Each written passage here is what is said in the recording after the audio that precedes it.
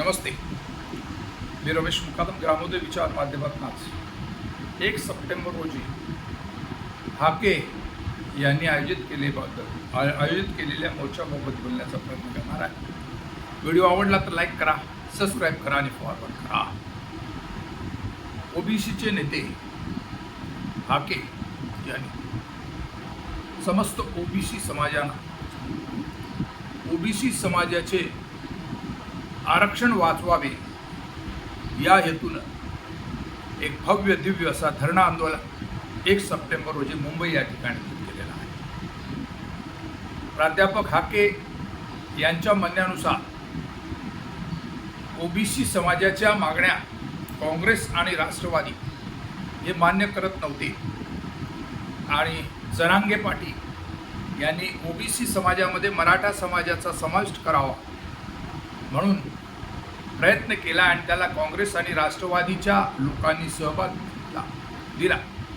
म्हणून हाके यांनी असं सांगितलं की ओबीसीने भारतीय जनता पार्टीला आपलं मतदान दिलं आणि मुख्यमंत्री म्हणून देवेंद्र फडणवीस या आज ओबीसीच्या मतांवर मुख्यमंत्री आहेत.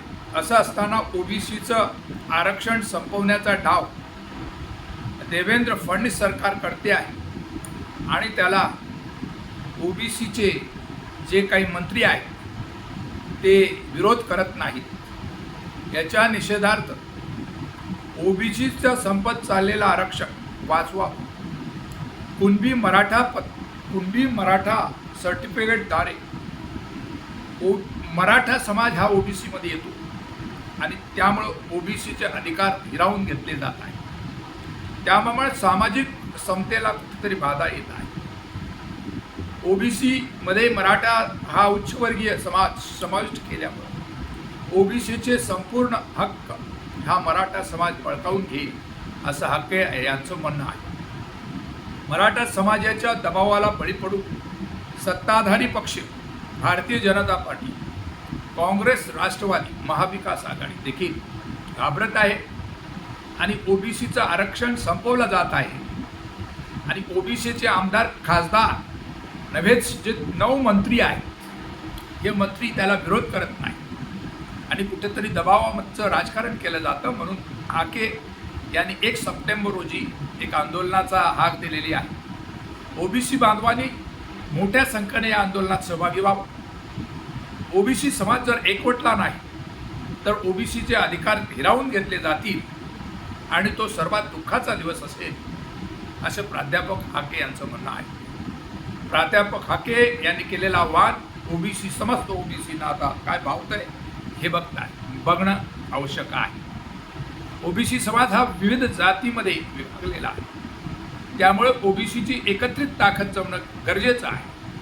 त्या दृष्टीनं भुजबळ यांचा माळी समाज, मुंडे यांचा वंजारी समाज, तसंच धनगर समाज हाके यांचा, तसेच आगरी, कोळी, कुणबी आदी समाज यांनी एकत्र जमावं असा आवाहन हाके यांनी केलेला आहे. 12 अलुतेदार तसेच ओबीसीच्या मोठमोठ्या जाती मराठा, माळी, साळी, काष्टी यांनी एकत्र जमून ओबीसीचे हक्क आणि अधिकार हे शाबूत ठेवण्यासाठी 1 सप्टेंबर रोजी जमावं असं सांगितलं. आणि जर सत्ताधारी पक्ष भारतीय जनता पार्टी किंवा काँग्रेस, राष्ट्रवादी, महाविकास आघाडी यांनी जर ओबीसीचे हक्क जर मिळू दिले नाही तर वेगळा विचार हाके करतील असं एक चित्र आहे. आणि हाके यांच्याकडे वंचित आघाडीसारखा पर्याय, बहुजन समाज पार्टी आणि वंचित आघाडी याला ओबीसीने बळ दिला तर महाराष्ट्रामध्ये निश्चित बदल होऊ शकतो.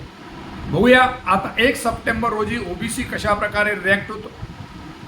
हाके यांनी ओबीसी समाजाला केलेलं आव्हान 1 सप्टेंबर रोजी समस्त ओबीसी समाजाने साळी, माळी, काळी, साळी, माळी तसेच आगरी, कोळी, बहुजन समाज, कुणबी, धनगर सर्व एकवटणार 1 सप्टेंबर रोजी आणि सर्वांनी आपल्या जातीच्या जोखंडामध्ये जोखंड बाजूला सोड.